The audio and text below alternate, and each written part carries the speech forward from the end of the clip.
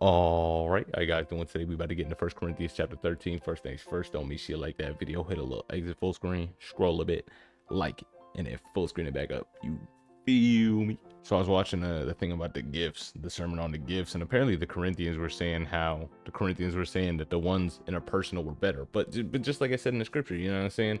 The whole body has a bunch of different parts that come together to make it one body, and it's powerful as it really is. There's not one that's better than the other. They all come together and work in tandem for the kingdom of God. Like I said, you know what I'm saying? I did say that, you know what I'm saying? We was right. We was on a little something. You know what I'm saying? By the gift of God, you know, he planted that knowledge in my head a little bit. He broke it up into 3 parts. I only watched 2 of them, but yeah. I ran more today. I did the 2 miles and some sprints, and my 2 miles was actually a little bit faster. I listened to music today rather than the sermon because my legs have been running for the past 5 days and the leg day before that, so they really have gotten no recovery time. It was so hot out. I went to Tim Hortons for breakfast. They were still accepting meal swipes, even though today's like the last day to move out. They was accepting meal swipes. So I got like 2 avocado toasts, a bagel with butter, like iced coffee. It was fantastic, and I've already grown a tan line, which is crazy. You won't be able to see it. It's not really on my arms. My arms are a bit lighter, but it's a tank top tan line because I usually wear those while I'm running because they're tighter and I don't like the flap around of a shirt. I even took my chain off the other day while I was running because it was flapping around and I didn't like hearing it. Even though it's not a big chain at all, it's a really tiny chain, but I kept hearing it, so I had to take it off. But I'm academically done. I finished my works cited page. I proofread it.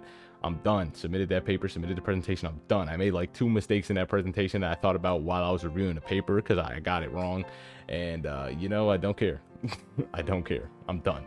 And we're about to search rooms together, or make sure everybody that's moved out is supposed to moved out. Pretty much everybody moved out, and I just finished my thing. Even though finals have pretty much been done, I just finished today. So I didn't really get to relax, but you know what I'm saying?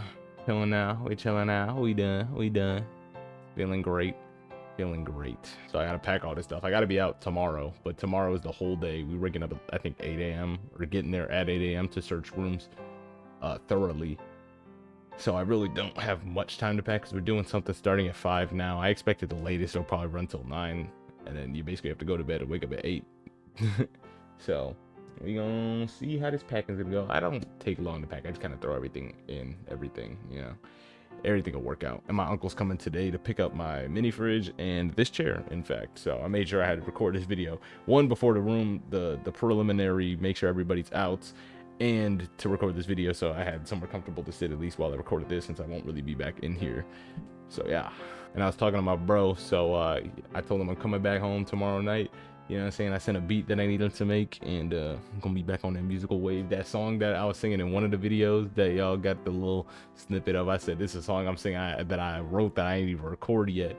So I'm excited to get that one. That's the beat that he make it for. It's a nice little Afro beat joint. It's pretty. The concept is fire. You know what I'm saying? We'll see how the execution goes, but the concept is fire. I'm excited to work because this dude's like an actual producer for real. So I'm excited. And I learned that apparently musicians don't really like their own music, but the 2 songs I've released, well, technically 3, I'll be bumping them like they're hard. I wouldn't make anything that I'm not proud of and I wouldn't listen to myself. Once I have a whole discography, I'm pretty much only going to be listening to me because it's the music I made. I like it. It's the music I want to hear, and I know all the words. Oh my gosh, like, how do you make music you don't like? I understand if you're doing it for the money, but, or if you know other people are gonna like it, but there's something you get more when you make something you want to hear, you know? And it feels like once you establish that fan base already, you can make whatever and they'll be rocking with it because it's you and it's authentic and they can hear that. And one of my friends was saying Billie Eilish apparently doesn't like her music that much. And the only example that I could think of somebody that didn't like their music was his name was Ugly God. He was a rapper. He didn't like his music. He knew it would get paid. He said, "Oh yeah, this is trash. My music is butt cheeks, but people like it because it's stupid. So I make it and I get paid." So, which I can also understand. But I listen to my own stuff. My own stuff is fire because I like it. I made it. It's great. If I speak in the tongues of men or of angels, but do not have love, I'm only a resounding gong or clanging cymbal. If I have the gift of prophecy and can fathom all the mysteries and all knowledge, and if I have faith that can move mountains, but do not have love, I'm nothing. If If I give all I possess to the poor and give over my body to hardship that I may boast, but do not have love, I gain nothing. Love is patient, love is kind. It does not envy, it does not boast, it is not proud. It does not dishonor others, it is not self-seeking, it is not easily angered, it keeps no record of wrongs. Love does not delight in evil, but rejoices with the truth. It always protects, it always trusts, it always hopes, it always preserves. Love never fails. But where there are prophecies, they will cease. Where there are tongues, they will be stilled. Where there is knowledge, it will pass away. For we know in part and we prophesy in part. But when completeness comes, what in part disappears? When I was a child, I talked like a child. I thought like a child. I reasoned like a child. When I became a man, I put the ways of childhood behind me. For now we see only a reflection as in a mirror. Then we shall see face to face. Now I know in part. Then I shall know fully, even as I am fully known. And now these three remain: faith, hope, and love. But the greatest of these is love. People always love to quote, love never fails, love always prevails. Where do you think that come from? Who do you think wrote that? Big Paul wrote that. Well, I guess in the original is charity never fails. Whatever. I wonder what charity is translated as, though. Because they translated it as love. It's agape. Okay.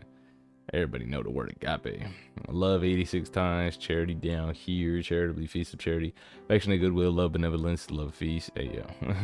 Synonymous with love, but the act of giving, basically the act of what love, of where love comes from. An act of love would be charity. So it signifies you have love. So I guess they're deriving that in that way, such as you have love when you do charity. So they just translate it as love, I would assume. And even Pastor Paul was talking about this later, because he also said that 12, 13, and 14, I believe, all three of those chapters, all based off the gifts. So he's saying if I speak in tongues, but I don't have the love that's needed, I don't speak nothing. I'm just over there, wah. If I had the gifts of prophecy and I can't do nothing with it, I have faith that can move mountains, but no love, what's that prophesying doing? If I give to the poor, but I'm boasting about it and don't have love for the poor, I gain nothing but this love that I'm supposed to have. But this love that I'm supposed to have, it suffers long, it's kind, it doesn't envy, vaunteth not itself, doesn't boast. What is vaunteth? I ain't never heard of that word, I don't think. Verpo no me. To boast oneself, if vaunteth not. One time this word was used, and in this verse, oh my gosh. It's a one-time word. This word is a special occasion. I like how it has two biblical usages, but there's only one biblical use. Perperuamahi. Wait. Perperuamahi. Perperuamahi. Let me hear this. Strong's G 4068. Perperuamai. Perperuamai. Perperuamai. He hit that with that perperuamai. Yeah, I'm having too much fun with this. Anyway, to boast oneself. It doesn't have the little picture entry, which shows how niche of a word this really is, I suppose. What's wrong with me? Okay. It doesn't behave unseemly. What is unseemly? Ashkemoneo. Becomingly. What does that mean, bro? What does that mean? So unseemly means not appropriate for an occasion or situation. What was the other word it used? Uncomely. Unpleasant to look at. Okay. Oh, what is on my... Ew, brother, what? Brother, ew. Well, go on now. Okay, unpleasant to look... Okay. So back to the topic. It doesn't act out of place or isn't bad to look at, I suppose. Seek not her own. What does that mean? To be greedy is not easily provoked, thinketh no evil. Yeah, self-seeking, I suppose. Greedy, some such as that. Doesn't rejoice in wrongdoing, but rejoices in the truth. It bears all things, believes all things. What do you mean by that? Trustworthy. Okay. Trust, hopes in all things, and endures. Never fails. John Brown. Okay, so people are saying that the superiority of love trumps the gifts of the Spirit. They're saying a time will come where prophecy is no longer necessary. Everything we need is going to be in Jesus. Just commit to the love of the Lord. Okay. I feel that. And where there be tongues, they shall cease. I wonder that means we gonna be back to speaking one language back up in there. But we know in part, we prophesy in part. We talk about the things on this earth. We don't talk about what's to come. I mean, you may prophesy with what's to come, but still, it's in part. You can't see the whole, you know what I'm saying? But when it's perfect comes, whatever's in part is gonna go away. And he's saying, now I know in part. I thought of a child, but when I'm a man, I put these things away. But now I know in part, and then I shall know even as I, or as also I am known. Does this mean by the Father? So, because he knows us as a whole, you know what I'm saying? Back to the sparrow, he knows them hairs on our head, even though it's inconsequential to us. He knows about those things. So is he saying, as that happens, that's going to be the study point. We're going to figure out what he means by, and I shall know even as I also, I am known. See, we're going to have to figure out what this means. But that abideth in all these, but the greatest is love. All right, that's going to be the end of the chapter. Hope you guys have yourselves a fantastic rest of your day. Peace.